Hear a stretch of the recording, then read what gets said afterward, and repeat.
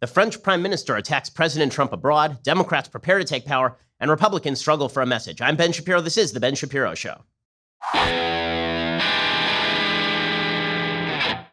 Alrighty. Well, we have a lot to get to today. First of all, happy Veterans Day to everybody. Thank you to all of our veterans all over America and abroad. We have a lot of folks in the military who listen to the show. We always appreciate everything that they do. Obviously, we couldn't do what we do on a daily basis. Everything dumb that we do here on the show is only backed by the enormous force and might of the American military and the amazing commitment that the men and women of the American military have every single day to keep us safe and to enshrine constitutional principles, not only in the United States, but for our allies abroad as well. I want to get to all of that. First, let's talk about what you do with your stamps. So today, I believe the post office is closed, but let's say that you still need to get all of your postage ready. Well, what you need to do then is go to stamps.com because they have all the great services of the post office without having to wait in line. With stamps.com, you can get all of those amazing services right from your desk 24/7 when it is convenient for you. Buy and print official U.S. postage for any letter, any package using your own computer and printer. The mail carrier just picks it up. You click, print, mail, and you're done. We use stamps.com at the Daily Wire offices and here at the Ben Shapiro Show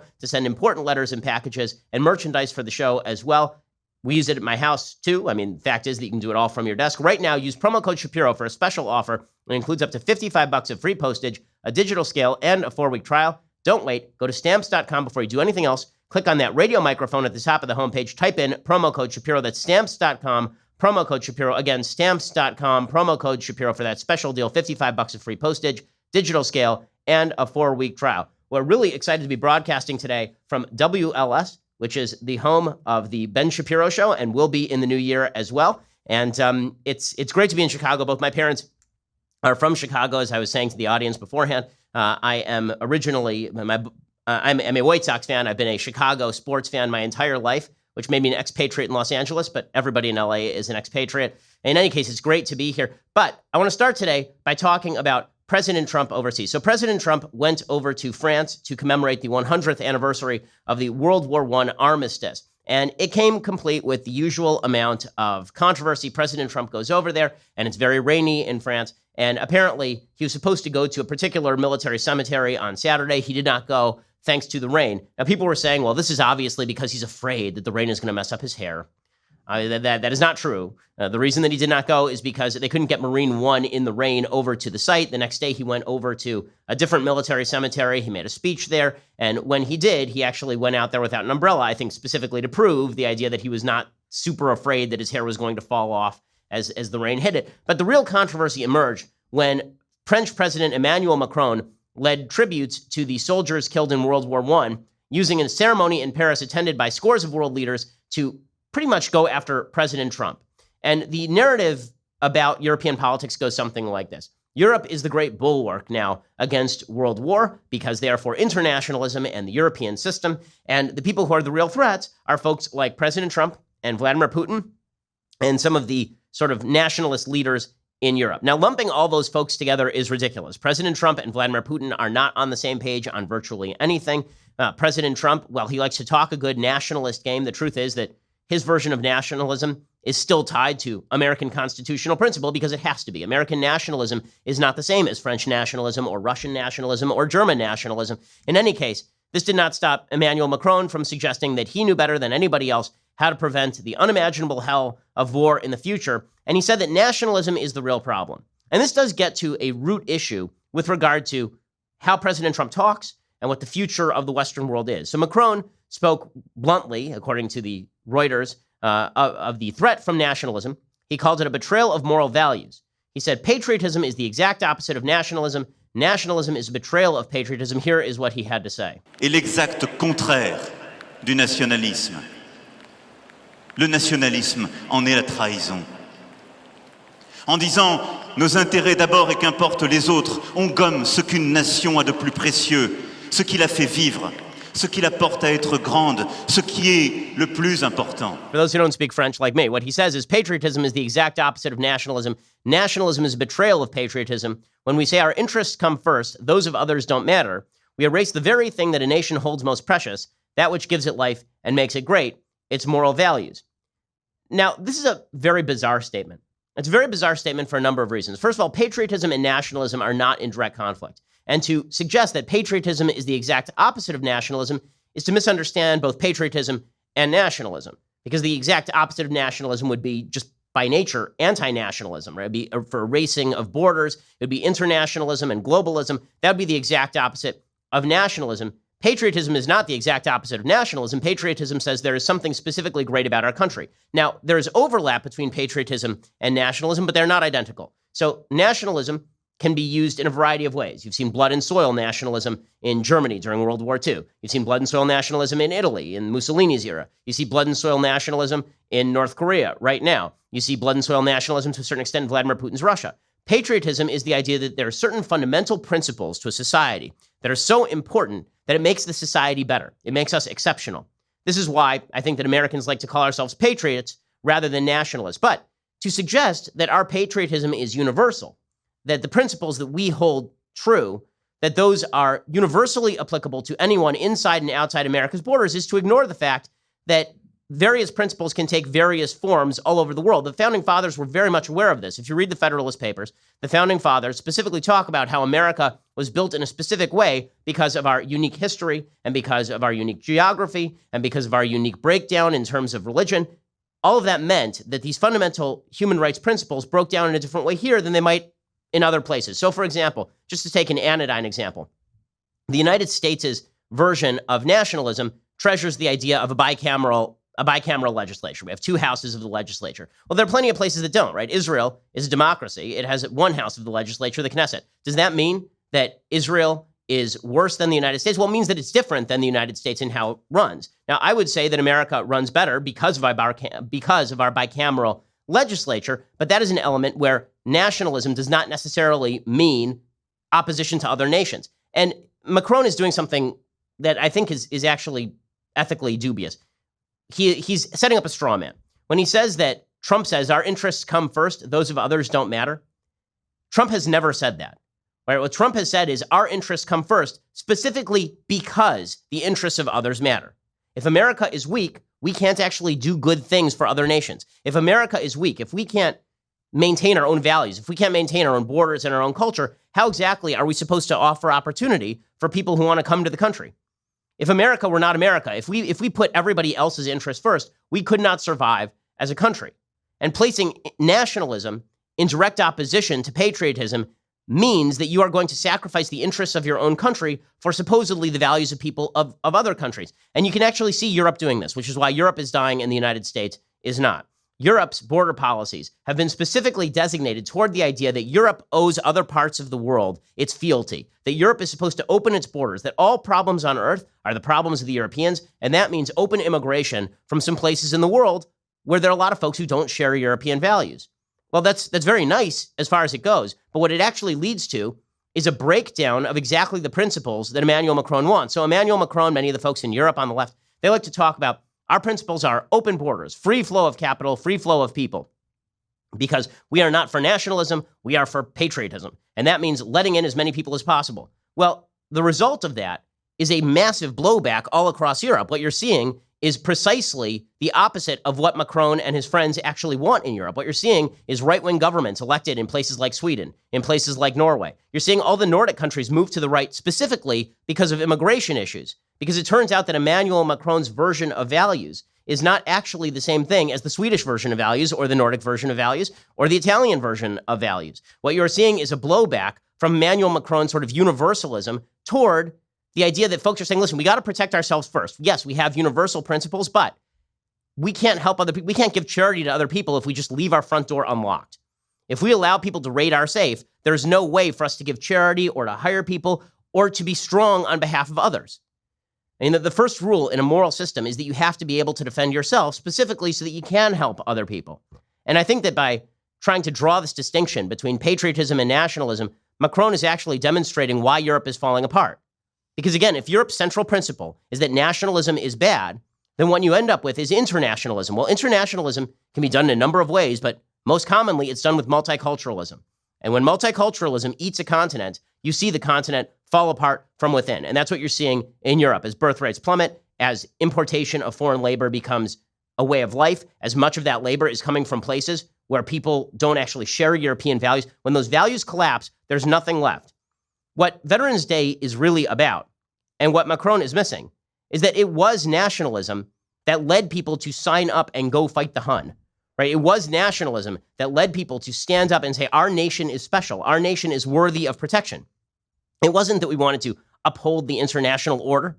It wasn't that we were there to enforce UN obligations. It was that France wanted to protect itself. Britain wanted to protect France. The United States wanted to protect Britain and France because it was in our interest to do so. If it were not in our interest to do so, then we would not have fought that war. And the same thing is true of World War II. Now, it's certainly much more true of World War II than World War I, a war that nobody really understands why it happened. It's far too complex. But this has real ramifications for how we pursue foreign policy today. So folks on the left will say that the United States should really only pursue foreign policy when it's not in our interest. It's very odd. Like if you look at how the left critiques the wars in which America has fought, typically they say that America's wars that have been justified are only justified when they are not in America's interest.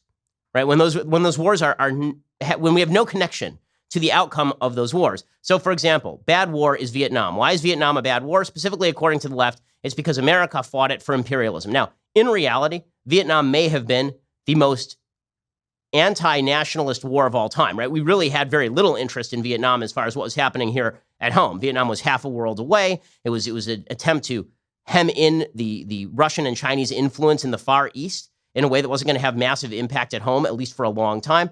The left hates it, though, because they say that it was just evidence of American imperialism. What's a good war? A good war is the war in Yugoslavia. A good war is the war in Libya. A good war is America putting troops on the ground in Somalia. Places where the United States has very little interest, that's where the left says it's a good war. But when the United States has an actual interest, then all of a sudden the war becomes bad. Well, this is a good way to destroy your own base. This is a good way to destroy your own country. Because again, the lessons of every war are that powerful countries need to act in their own interest. This is why President Trump is president right now. He's really president because of a couple different forces that were evident from the Obama era. Force number one, President Obama appeared to be anti-nationalist. He appeared to be anti-patriotic. He appeared to be a guy who really cared very little about American priorities and saw America as a dark force in the world. And Americans responded to that by saying, okay, well, this Trump guy's weird and all, but at least he likes the country. Right? At least that guy is fond of the country and thinks America has done good things all over the world. So I don't know what Macron thinks that he is doing here. I don't know whether he believes that the bulwark against the breakdown of Western civilization is going to be ripping into people who want their country's interests pursued. But if so, he's wrong. He'd be better off making the case that America's interest is in the international interest, and France's interest is in the international interest, and Germany's interest is in the international interest. That in other words, we share interests. Those interests are not identical. We don't have to eliminate borders. We don't have to get rid of what makes America strong or France strong or Germany strong, but we share interests. And as sovereign nations sharing interests, that's where we are strongest, which has historically been the truth. Now, the rest of the weekend was kind of weird. Apparently, there were a bunch of topless women who charged President Trump's motorcade in Paris. According to the Washington Examiner, they say at least 3 topless women jumped a barricade to confront President Trump's motorcade Sunday as he traveled to a ceremony. I don't know whose barricade they think they're jumping or why that would be a dissuasion for President Trump. This is bizarre. So Femin is the feminist group that has staged similar topless protests. They claimed responsibility, saying on Twitter that the women were protesting the hypocrisy of the event. The words fake and peace were written on woman's body as she ran within feet of the presidential limo. President Trump did his best to open the car door, but Secret Service prevented him from doing so. You do have to admire the complete lack of being in touch with reality that some folks on the left have when it comes to President Trump. So much so, again, that they think that it's going to be what is the logic there? I mean, well, President Trump is really going to be upset if we run up to him with our boobs. Okay, so there's that. Again, one of the reasons that I go back to this nationalism, patriotism point is because it is very obvious that the left believes that people all over the world share interests. People all over the world have the same interests. Because the only way you can make the case that nationalism is bad and is directly opposed to patriotism is if you believe that people all over the world have basically at root the same interests. And this is a sort of point that was pushed by politicians on both sides of the aisle, from Woodrow Wilson all the way to George W. Bush. George W. Bush was fond of saying that there was a yearning in every human heart for freedom. That is just a lie. It is not true. There is a yearning in every human heart for freedom that is very often overcome by other forces, including a need to feel part of a community, including a need for sanctity, right? Jonathan Haidt talks in his book, The Righteous Mind, about all of the different values that we hold dear in our everyday lives. In the United States, we believe that liberty is at the top of the pyramid when it comes to values. But for a lot of folks, it isn't. For a lot of folks, it's closeness to their religious community. For a lot of folks, it's a belief in sanctity. For a lot of folks, it's a belief in that certain people must be separated from. And when you look around the world and you're not a nationalist, it makes me wonder what you're thinking. For example, this is a video of thousands of supporters of Islamist parties who took to the streets in Karachi in Pakistan. They're protesting the acquittal of a woman named Asia Bibi.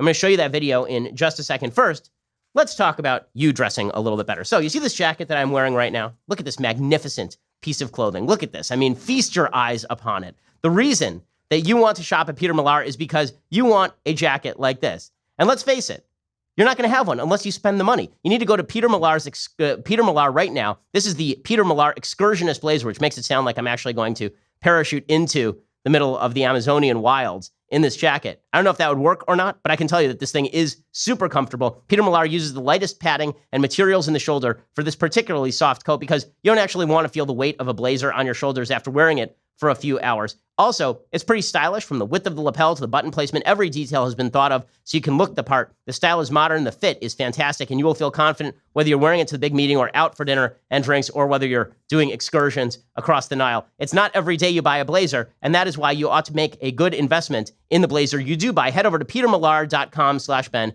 Check out this blazer and some of my other Peter Millar favorites. Be sure to use my link and you will receive free shipping and a leather travel caddy. That's Peter Millar, MILLAR.com/Ben. That's petermillar.com/Ben. Go check it out right now. petermillar.com/Ben. They make all their clothes are great. I have Peter Millar slacks. I have some Peter Millar shirts. All of them are just fantastic and fantastically comfortable. Go check them out right now. petermillar.com/Ben. That's Peter Millar, MILLAR.com/Ben. And again, you get that special deal when you use the link. You get free shipping and a leather travel caddy as well. Okay, so look at this video from Pakistan, and what you will see is exactly what I'm talking about in terms of people not sharing values across the world. This is a video from Karachi, Pakistan, and there's a woman named Asia Bibi. Asia Bibi is a Pakistani Christian woman. She spent 8 years on death row for blasphemy. She was recently acquitted, and thousands and thousands and thousands of people showed up in the streets of Karachi to suggest that instead she should be given the death penalty. This is what it actually looks like in Pakistan over the weekend.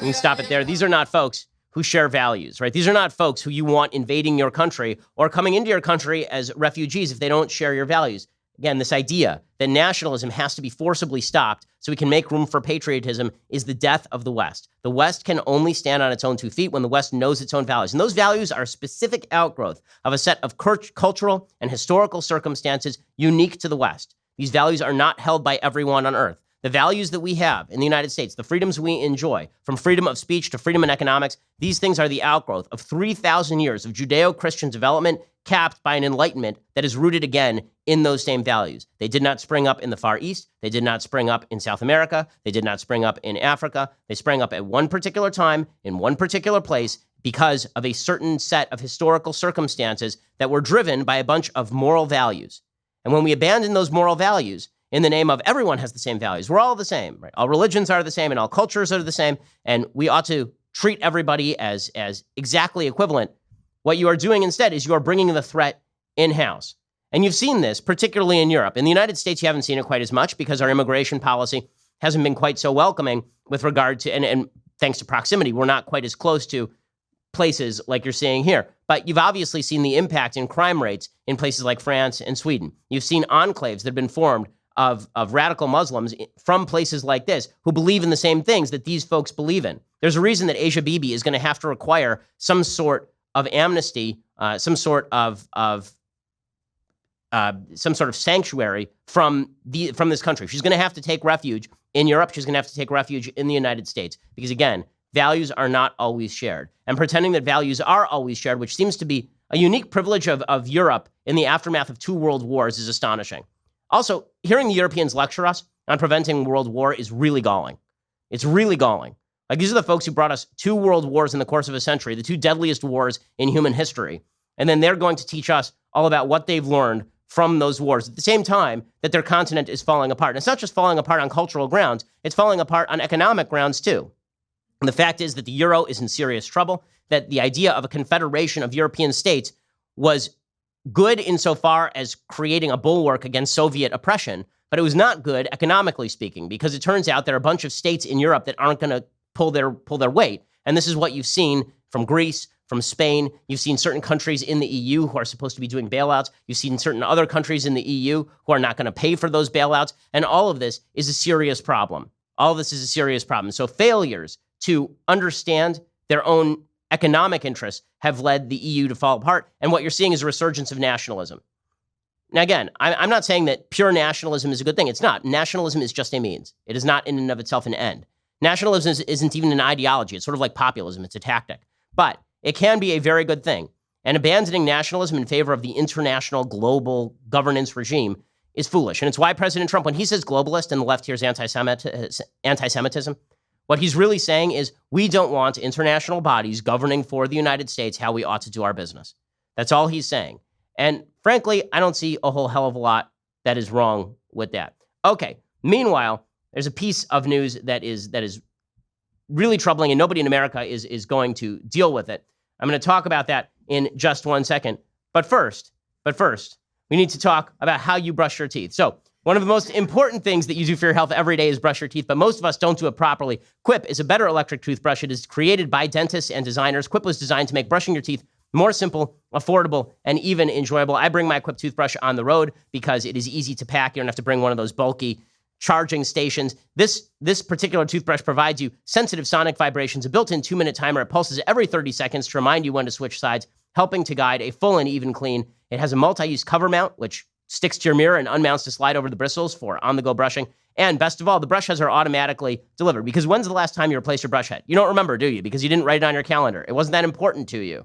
And now it's been 6 years since you actually replaced that brush head. And it's just disgusting. That is why you need brush heads that are automatically delivered on a dentist-recommended schedule every 3 months for just $5. That's why I like Quip. Go to Quip right now at getquip.com/Shapiro. And Quip starts at just $25. Right now, you get your first refill pack for free with a Quip electric toothbrush. That is your first refill pack free at getquip.com/Shapiro, getquip.com/Shapiro. Go check it out right now. Okay, well, speaking of doing the things that America needs to do to keep itself safe, we are not going to do one crucial thing, and it's going to be a serious problem for us. That crucial thing is we are not going to pay down our national debt, nor are we going to take the measures necessary to pay down our national debt. The reason I discuss this is because today the Wall Street Journal is reporting on a development that people who have actually studied American governance have known about for years. Apparently, the U.S. debt is going to cost us more in the near future than our own national defense. That's just the service on our own debt. Thanks to the weakness of the global economy, there was tremendous appetite for American debt, right? We were able to sell our debt and everybody was going to buy it because America was still the best bet in the global economy. But that could soon be ending. According to the Wall Street Journal, the Congressional Budget Office estimates interest spending is going to rise to $915 billion by 2028, or 13% of all outlays, and 3.1% of gross domestic product. Along that path, the government is expected to pass the following milestones. We'll spend more on interest than we spend on Medicaid in 2020. By 2023, more than we spend on national defense. By 2025, more than we spend on all non-defense discretionary programs combined, from funding for national parks to scientific research. In other words, we are spending ourselves into oblivion, and neither party has an interest in curbing this. Democrats don't have an interest in curbing this because they like the spending. Eventually, it's going to lead us to Nordic tax rates, which is exactly what they want. This is why they're talking about blowing out the debt even further. They want Medicare for all. They want free college. All of this is going to cost tens of trillions of dollars over the next 10 to 15 years. They don't care about that because in the end, what they actually want is a middle-class tax hike. You can't tax the rich enough in this country to pay for all this stuff. Everybody on the left knows this. They're lying about it. What they want is 60% tax rates for everybody making above 50 grand in the country, because that's what the tax rates are in places like Norway and Sweden and Denmark. So Democrats are fine with all of this, and they're lying about what costs us money. They say, well, it's the war in Iraq or the war in Afghanistan. It's the tax cuts. That is not the stuff that is bankrupting the country. The stuff that is bankrupting the country is Social Security, Medicaid, Medicare. It is those three programs that represent something like 60% of the entire American budget. Meanwhile, Republicans are gun shy of this stuff for good reason. They are deeply afraid that if they touch any of these third rails, then their political support will collapse, which is why President Trump has made it a point never to talk about entitlement reform. He doesn't want to touch entitlement reform. He's afraid of entitlement reform. Paul Ryan will leave office without having touched entitlement reform. And all this means is that we are going to run this car right over the cliff, and then we'll have two parties that are either that are having arguments about cutting around the edges, right? Austerity programs around the edges, or raising taxes dramatically. And that's because right now we don't have a principled enough American people. In the end, it's up to the voters to actually do the right thing here. The American people are not calling for the sort of structural changes that are necessary because they don't see the crisis until the crisis actually materializes. I was part of the Tea Party. I'm old enough to remember when we talked about fiscal responsibility. Let's be frank about this. President Trump has blown out the debt. Okay, Barack Obama blew out the debt. President Trump is blowing out the debt. Right now, the debt is rising at faster rates than it was under Barack Obama, largely because of the tax cuts, but also because Trump has not slowed spending in any serious way. Republicans are so deeply afraid of touching this issue that they are going to leave office without ever having touched the issue, which is going to lead to economic chaos. Because the other thing to remember is all the other countries that have been able to blow out their debt to GDP ratio, they've always been able to rely on the economic growth provided by the United States. What happens when the United States is no longer providing that economic growth because we've had to undergo these massive tax increases or because we've had to undergo massive austerity? Things could get very ugly very quickly. If we don't start to take a look at these issues, then bad things are going to happen. Unfortunately, we're instead going to focus on the 2020 election and the rock'em sock'em robots of the next presidential election. So according to Mark Penn and Andrew Stein, both Democratic operatives, they think Hillary Clinton's going to run again. Really? I know. Every day we stray further from God's light. So they have a piece today called Hillary Will Run Again in the Wall Street Journal. It says, get ready for Hillary Clinton 4.0. Well, the last upgrade really sucked. So I'm hoping that Hillary Clinton 4.0, the upgrade is actually slightly less robotic. She definitely lives in the uncanny valley. For folks who are fans of sort of computer-generated films, there's something in computer-generated films called the uncanny valley, where if you put a human face on a computer, it looks slightly creepy to you. If you watch Polar Express, right? Polar Express looks kind of creepy. It was famous for this because it lives in the uncanny valley. The characters look too much like humans for you to think that they're animated, but they don't look enough like humans to actually feel comfortable with them.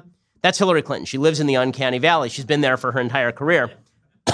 According to Mark Penn and Andrew Stein, she is going to run again. They say that she's going to come back stronger than ever. She has a 75% approval rating among Democrats, an unfinished mission to be the first female president, and a personal grievance against Mr. Trump, whose supporters pilloried her with chants of lock her up. This must be avenged. And say, expect Hillary 4.0 to come out swinging, with her cane, presumably. She has decisively to win those Iowa caucus goers who have never warmed up to her. They will now see her as a strong, partisan, left-leaning, and all-Democrat, the one with the guts, experience, and steely-eyed determination to defeat Mr. Trump. Mrs. Clinton knows both Mr. Clinton and Mr. Obama declared they weren't running until they ran. She may even skip Iowa and enter the race later, but rest assured, Hillary 4.0 is on the way. Well, those of us on the right who recall President Trump beating her, we say, oh, this would be the worst idea Democrats ever had. I'm not quite so sanguine about that. Hillary Clinton handpicked President Trump. Like, she actually wanted him to run, thinking that if he runs, I'll swamp him. And then obviously she didn't. It's a dangerous game trying to handpick your opponent because God doesn't like it very much. I just get the feeling that God thinks that your hubris must be dealt with. Here's the problem for President Trump. We're all very sanguine that Hillary Clinton is deeply unpopular, that President Trump is able to drag her through the mud. All of that is true. Hillary Clinton lost in 2016, not merely because President Trump successfully dragged her down into the mud, but also because no Democrat cared about her. Her actual unpopularity ratings among Democrats were not good. A lot of Democrats didn't show up to vote for her. The reason that she lost is because no one showed up to vote for her in Michigan, Pennsylvania, Wisconsin. If you look at the actual percentage vote that Trump won in those three swing states that he won, they're directly in line with the percentages that were won by George W. Bush and Mitt Romney in those states. He won the states. Bush and Romney both lost the states. Why? Because people turned out to vote for John Kerry. People turned out to vote for Barack Obama. Nobody turned out to vote for Hillary Clinton. Does anyone on the right really think that is going to repeat itself in 2020? That Democrats aren't going to show up to vote? The turnout was unbelievably large for 2018. For this midterm election, the turnout was significantly higher than 2014. In many areas, it surpassed the turnout in a presidential year in 2016. Democrats are extraordinarily motivated, and one of the reasons they're extraordinarily motivated is because President Trump is a very polarizing figure. And those of us on the right are happy with that. Those of us on the right are enjoying a lot of that. We're enjoying watching him battle the Democrats and battle the media. But what we saw in this last election cycle is that there was, in fact, a slow-rolling blue wave. There's a lot of talk, it wasn't a blue wave. That was the early result. I said very early on, this is not a blue wave. There's only one problem. As the results have been coming in, this looks more and more like a blue wave. By the end of this election cycle, when all the votes are tallied, it looks like it's going to be R+2 in the Senate, maybe, right? We retain Rick Scott's seat in Florida. It'll be R plus 2 in the Senate in a midterm election cycle in which there were 10 vulnerable Democratic seats. Republicans would have picked up 2, right? That is not a good showing. And in the House, they're going to lose up to 40 seats, which is a blowout. They lost all of the suburbs. None of this is particularly good. Democrats also swamped Republicans in state legislatures across the country, right? They picked up something like 4.6% of state houses. They reclaimed more than 250 of the many seats lost during Barack Obama's presidency, and they gained enough seats to deprive Republicans of supermajorities in Michigan, North Carolina, and Pennsylvania. They've been making serious ground in all of the areas in which President Trump actually needs to win. And this has led to a bit of a crisis for Republicans who are willing to see it. And I think that crisis is good. I think that Republicans need to think strongly about what they're going to do next. Now, listen, there is one plan. One plan is we let the Democrats blow it, right? And that plan is not terrible. Right? Democrats have a habit of blowing winnable elections, although the margin for error is getting very slim. Kristen Sinema is going to be the next senator in Arizona, which is insane. Okay, Kristen Sinema in Arizona is an actual nutcase, right? She said in 2003 she didn't mind if Americans joined the Taliban. She's going to be the senator from Arizona. And Kristen Sinema is a person who went around the United States legitimately shouting at people that Arizona was a terrible state. She's going to be the senator from Arizona. That's how bad things were in this election cycle for Republicans. She beat Martha McSally, the first female Air Force pilot to fly in combat in that race. Hey, things are not looking good for Republicans. So even if the Democrats were to run somebody completely nutty, which is sort of your hope in 2020, Republicans are going to have to come up with a better message. In a second, I want to talk about what that better message looks like and also why we may still be able to count on Democrats being completely out of their minds. First, let's talk about your ancestry. 23andMe is named for the 23 pairs of chromosomes that make up your DNA. 23andMe is a personal genetic service. It helps you understand what your DNA can tell you about you and your family story. So, your loved ones are getting together this Thanksgiving. Discover more about the genetic connections you share and show that you have more Native American blood than Elizabeth Warren at Thanksgiving.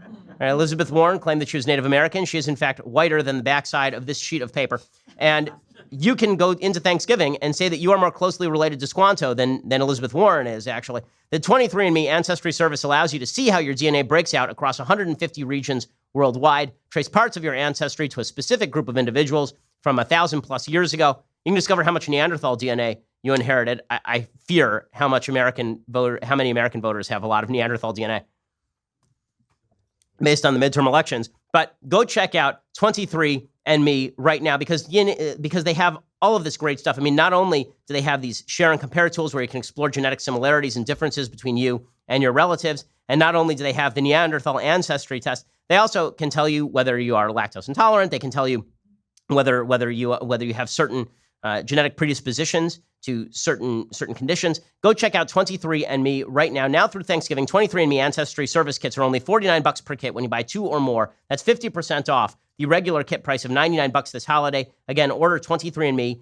at 23andme.com/Shapiro. That's 23andme.com/Shapiro. Go check it out right now, 23andme.com/Shapiro. Okay, well, we are going to continue the show in just a second, but for that, you're going to have to go over to dailywire.com and subscribe. When you subscribe, you get the rest of the show live. You get the rest of Andrew Klavan's show live, the rest of Michael Knowles' show live. We usually have our mug, our leftist tears hot or cold tumbler. We usually bring it with us on the road, and then it takes on its properties of invisibility. We didn't bring it today, unfortunately, but when you get the annual subscription for $99 a year, then you get that tumbler as well. So go check it out. We are the largest, fastest growing conservative podcast in the nation.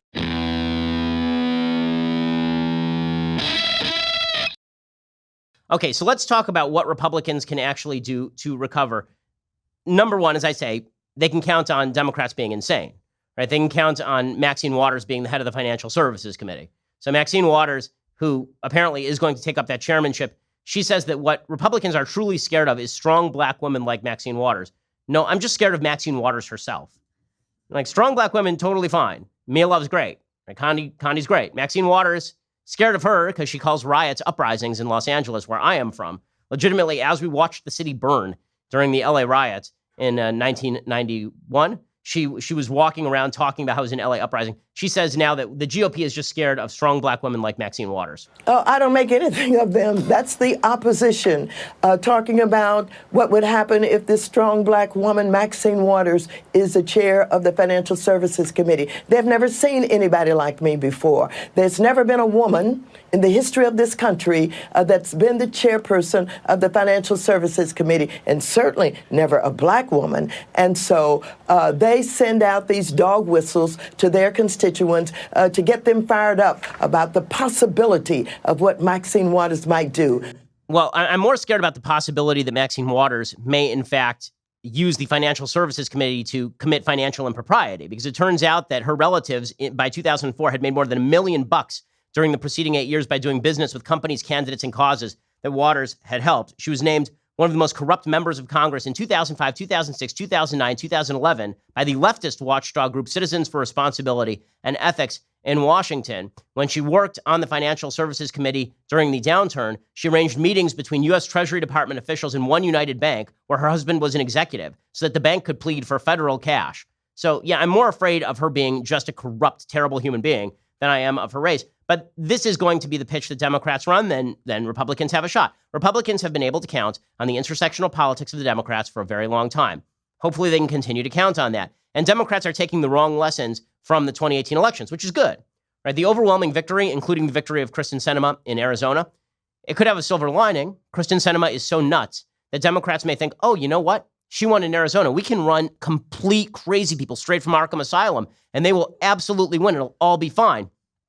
I mean, they nearly won in Georgia with a candidate, Stacey Abrams, who talked about full-scale gun confiscation. So maybe they get deceived. Maybe they deceive themselves. Michelle Goldberg, who's an expert at deceiving herself, an opinion columnist over the New York Times, the worst editorial page in America, she says it took a while for the conventional wisdom of the American political class, accustomed to treating Democrats as hapless and disorganized, to catch up to what the resistance had accomplished all over the country.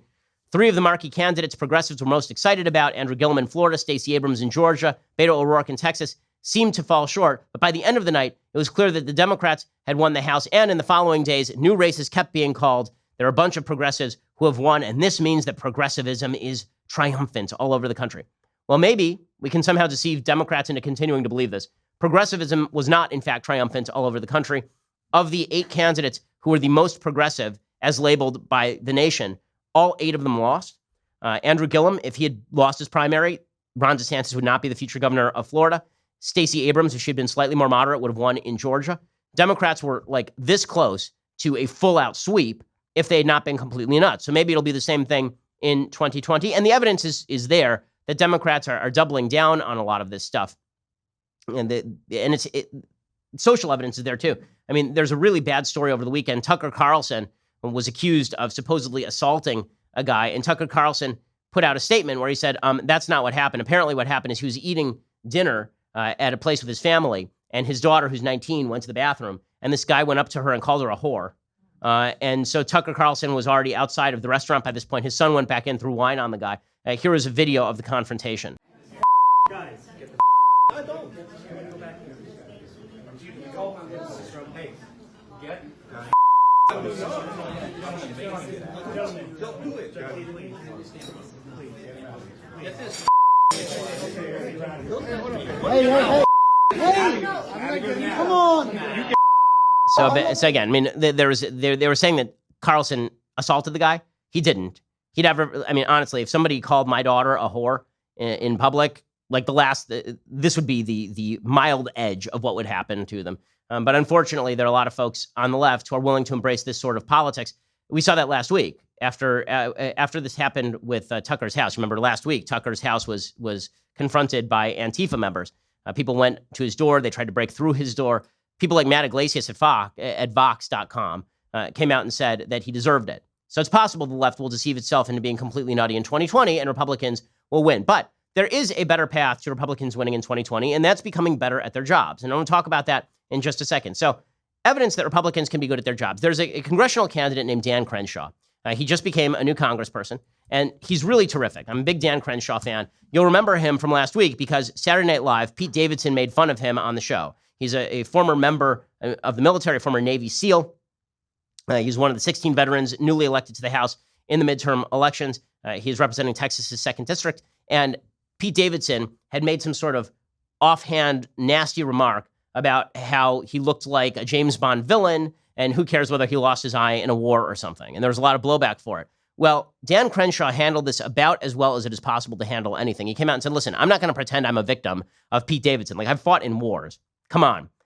But, you know, the guy's kind of he's kind of a jerk, and you should respect military members more. Well, Pete Davidson actually did something good. Pete Davidson invited him on Saturday Night Live. And this, I thought, was one of the better political moments that we've seen in American politics over the past several years. Here is what it sounded like. There's a lot of lessons to learn here. Not just that the left and right can still agree on some things, but also this: Americans can forgive one another. We can remember what brings us together as a country and still see the good in each other. This is Veterans Day weekend, which means that it's a good time for every American to connect with a veteran. Maybe say thanks for your service, but I would actually encourage you to say something else. Tell a veteran, never forget. When you say never forget to a veteran, you are implying that as an American, you are in it with them. Not separated by some imaginary barrier between civilians and veterans, but connected together as grateful fellow Americans who will never forget the sacrifices made by veterans past and present, and never forget those we lost on 9/11, heroes like Pete's father. So I'll just say, Pete, never forget. Never forget. And that is from both of us. So, I mean, that's really good stuff, and good for Dan Crenshaw, who handled that the best possible way. They also let him come on and mock Pete Davidson's appearance, which is easy pickings. And so good, really good for both of them. That's the kind of politics where Republicans can reach out to new voters that way. How they can't reach out is doubling down on what brought them there. Now, again, 2016 was an amazing election. It was an amazing election for a number of reasons. But what brought you to 2016 is not necessarily what's going to take you to victory in 2020. Between 2000 and 2004, George W. Bush had to pick up 11 million additional votes to slightly beat John Kerry in 2004. That was a close election. Donald Trump lost by 2.5 million popular votes. He won by 80,000 votes in 3 states. I mean, he ran the narrowest gauntlet you can run. I mean, there's just no way to run that more narrowly. Basically, if there had been a sneeze in Michigan, he would have lost that state. He needs to somehow pick up millions of additional voters. Can he do that simply by tweeting things out? I understand it delights all of us in the base. I understand that when he says things, that it's fun to watch him go, and it's fun to watch him slap. And I'm not saying that he shouldn't do any of that. I'm just saying channel your aggression. Like, a good boxer knows when to put his hands up and when to punch. If you're constantly windmilling your hands, you're going to get socked in the face an awful lot. President Trump is good at taking a punch, but the rest of the party can't take punches the way that President Trump can. When President Trump gets punched, it gets felt in Georgia's 6th district. Trump doesn't feel it. He's only up for election every 4 years. But we did feel it in suburban districts across the country. So what would you rather be the kind of republicanism that is making waves across the country? Dan Crenshaw or President Trump tweeting about fires? You know, the fires in California, where I live, are really quite awful. They've now expanded all the way from Thousand Oaks out to the coast. They've burned all the way down to the water, taking a bunch of houses where they burned out Malibu. They're moving toward Woodland Hills right now. They're 40 mile per hour winds they've really been kicking. I mean, like, you can see, it looks like a mushroom cloud. I mean, you can actually see the clouds from my house, like Russia from Sarah Palin's house, but you can actually see the clouds in the sky, and the ash is falling from the sky. In the midst of that, President Trump tweeted out, "There is no reason for these massive, deadly, and costly forest fires in California except that forest management is so poor. Billions of dollars are given each year, with so many lives lost, all because of gross mismanagement of the forests. Remedy now or no more Fed payments." Okay, is that useful in any conceivable way? Of course not. Of course that's not useful in any conceivable way. If he wants to change federal forest management policies, he's the president of the United States. He certainly can do that. If he wants to negotiate behind the scenes with Jerry Brown in California and try to structure how exactly California handles its wildlife management, he can do that too. But the reality of the situation is that 2/3 of the lands, of the public lands in California, are run by the federal government directly, and another 2/3 after that are run by private foundations. So it's not just that the state of California was incompetent, and therefore President Trump can do this sort of stuff. If President Trump put down the phone, honest to God, if he put down the phone, if somehow we found a way to drain his battery, or if we constructed, as I've suggested to the White House, a separate Twitter app that allows him to tweet out, but it's actually a closed app, so it doesn't actually go anywhere. It just feeds him back statistics about retweets and a bunch of things like, MAGA, you're doing great, and he's all happy all day. Like, that would be the best way to do it, because when he punches publicly, sometimes it's very good. But as I've said, literally since the day he announced, the man is a hammer in search of a nail. Sometimes he gets a nail, sometimes he gets a baby. And if you get a baby too often, it turns out people don't like it. And people are going to make people who are allied with you pay the price for it. We are a very polarized country right now. 96% of all seats that Hillary Clinton won by more than 7 went Democrat in the last election. More than 96% of all seats Trump won by more than 7 went Republican in the last election. There are no more swing districts, or at least very, very few swing districts. That means Republicans don't have a lot of room for error. Okay, time for a thing I like and then a couple of things that I hate. So, things that I like today. Over the weekend, I was reading a very good book on sports called The Last Pass about Bob Cousy, Bill Russell, and the things that matter. It's a really good biography of Bob Cousy. If you're a basketball fan, it's kind of fun to read. I like reading sports books a lot. And this one is particularly good. While I like this book, there's something I like even more, and that is Trumpy Bear. So I was not aware of Trumpy Bear. Trumpy Bear is a new one to me. But on Twitter this morning, Trumpy Bear started making the rounds. Storm is coming. You cannot defeat the storm. I am the storm, the great American grizzly. Introducing the original Trumpy Bear. Just find the secret zipper and pull out the American flag themed blanket. Then wrap yourself in the red, white, and blue for comfort and warmth. Show your patriotism and proudly display Trumpy on any American holiday. God bless America and God bless Trumpy Bear. Trumpy Bear loves to cruise with his brother. I'm a former Marine, and I'm proud to have Trumpy Bear ride by my side. When I ride with Trumpy Bear, he makes my golf game great again. Thank you, Trumpy Bear. Simply style his trademark hair and place him in his favorite chair. Even the toughest guys will love Trumpy Bear. Order the Super Plus Trumpy Bear for only 2 payments of $19.95. Now, I'll acknowledge, when I first saw this, I imagined immediately this was an SNL skit, right? I mean, there's no way to watch that, and that was an actual commercial that ran on Fox News. That's an action, and I will admit, I want to buy it, right? I mean, I want to, and you have to admire American ingenuity. I mean, this is a great, stupid country. I mean, it's a great country. That bear is worth approximately $7.95. They're selling it for 2 payments of $19.95, right? So with shipping, I looked it up today because I was thinking Secret Santa gift for Christmas office party. That'd be good, right? $56 for a bear with a flag in the back, but at least you get to own the libs, I guess. I do love it. It appeals to so many terrible things that are happening right now in the country. It appeals to the idea that President Trump is the country. President Trump is patriotism. The flag that comes out of the back, like, you have to get it as a gag gift for a Democrat, I assume. But it is the fact that they thought that there was an audience for that would actually see that. Like, I would buy it out of irony, right? I would imagine most people would buy this just out of ironic love for it because the commercial is so over the top. But there are a certain number of people who, if you bought Trumpy Bear out of irony, out of not irony, if you bought it sincerely, please re-examine your life. Hey, if you bought Trumpy Bear because you were sincere about your love for Trumpy Bear, and because you think that, like, there are firemen who drive around with Trumpy Bear in the back of the fire truck in all sincerity, please, just wow. But good for capitalism. We can make money off anything in this country. Okay, time for a couple of things that I hate. Okay, so thing number 1, Sam Donaldson, who apparently he put on a toupee in 1985, and now it's too late to make the change. Sam Donaldson was talking about President Trump's base, and he says Trumpism will never be a majority. He's on CNN talking about all of this, and it was not great. His small base, and I think they're a minority, who believe if the Nazis and the protesters are on both sides, there are good people on both sides. His small base is not going to run this country. They don't now, and they never will. That is some wild hair. Well, the reason that I bring this up is because I actually met Sam Donaldson at, like, the 2012 RNC in Tampa. And he was wandering around. He was then doing an opinion show for ABC News Radio. And I walked up to him, and I said to him, so do you hold the same opinions now that you did back in the 1980s when you were being a reporter, Sam Donaldson? He said, yes. And I said, well, so were you lying then or are you lying now? I mean, you said you were an objective journalist then, and now you say you're an opinion guy. So which is it? And he got very angry at me. Those eyebrows started coming at me out of the dark. And he said, and I'm not a man who can rip another man's eyebrows usually, but Sam Donaldson has me trumped. And Sam Donaldson, he says, so do you think that you're better than I am? You think you're more honest than I am? I said, well, yeah, I do, actually, because I'm pretty upfront about where I stand on these issues, and you lied about it for 20, 30 years of your career while covering President Trump. The fact that Sam Donaldson is being brought on as an analyst on mainstream media networks is evidence of all of this. And it is demonstrative, again, of why President Trump does still have an enormous amount of appeal, specifically to his base. President Trump's number one opposition is not the Democrats. His number one opposition is not even foreign adversaries in many ways. His number one opposition is the media, and that's because the media are constantly shifting the narrative about him. Now, I don't believe in the language enemy of the people that he uses because I just don't like that language. It has bad historical antecedents. But when President Trump talks about the remarkable unity of goal and rhetoric from the members of the press, he is not wrong about any of that. He is exactly right, in fact, about all of it. And Sam Donaldson, who was the most championed reporter of the 1980s, right? He was the guy. He was the key reporter of the 1980s. The guy who was standing up to Ronald Reagan.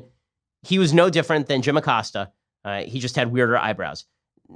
Meanwhile, on CNN, speaking of people who look like inanimate objects, Chris Cuomo, who is a block of wood, started slamming people for expressing thoughts and prayers again in the aftermath of a shooting in California. Here is Chris Cuomo doing one of the more obnoxious routines that has become commonplace in mainstream media.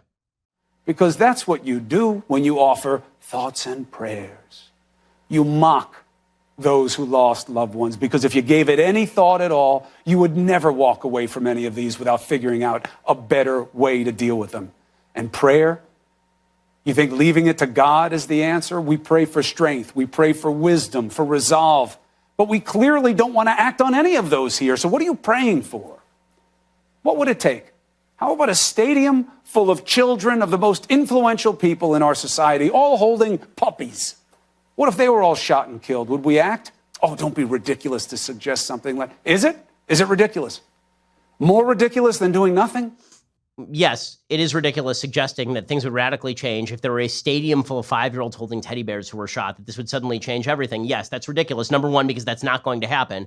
And number two, because the insanity of Chris Cuomo sitting there and suggesting that there's a whole group of people in the United States who don't care if children get killed because we want to keep our guns is disgusting. Right? You want to know where the passion for Trump comes from? You want to know where the passion from the right comes from? It comes from watching people like Chris Cuomo more than anything else. When people like Chris Cuomo sit there and lecture us about how we don't care enough about dead kids, and so thoughts and prayers are useless, he has not yet named a single policy that he could promulgate that would stop the mass shooting that happened in California. It was done not with an AR-15, but with a handgun. There are already laws on the books in California that would have allowed the shooter's mother to go to the police and try to have his guns removed from him. Laws were already present in the state of California for universal background checks, for 10-day waiting periods, for it's a May grant state in terms of concealed carry licenses. California is the number one gun-controlled state in America. There was a mass shooting there, and Chris Cuomo says this is obviously due to lack of will. The NRA is not even operative in the state of California. Gun owners have a minority viewpoint in the state of California. It doesn't matter one iota when it comes to mass shootings. We've had 5 serious mass shootings in the last 6 years in the state of California. When Chris Cuomo tries to suggest that everybody who disagrees with him is merely throwing things off, is merely delaying policymaking, when they say thoughts and prayers, it is deeply, deeply insulting to religious people who actually believe in prayer, and it is deeply insulting to everybody who disagrees with him on policy, who may not believe that his preferred solutions are either effective at stopping mass shootings or at minimizing the extent of those shootings when the damage becomes known. Okay, well, we will be back here tomorrow with all the latest. I'm Ben Shapiro. This is The Ben Shapiro Show. The Ben Shapiro Show is produced by Senya Villarreal, executive producer Jeremy Boring, senior producer Jonathan Hay. Our supervising producer is Mathis Glover, and our technical producer is Austin Stevens. Edited by Alex Zingaro. Audio is mixed by Mike Caramina. Hair and makeup is by Jesua Alvera. The Ben Shapiro Show is a Daily Wire Forward Publishing production. Copyright Forward Publishing 2018.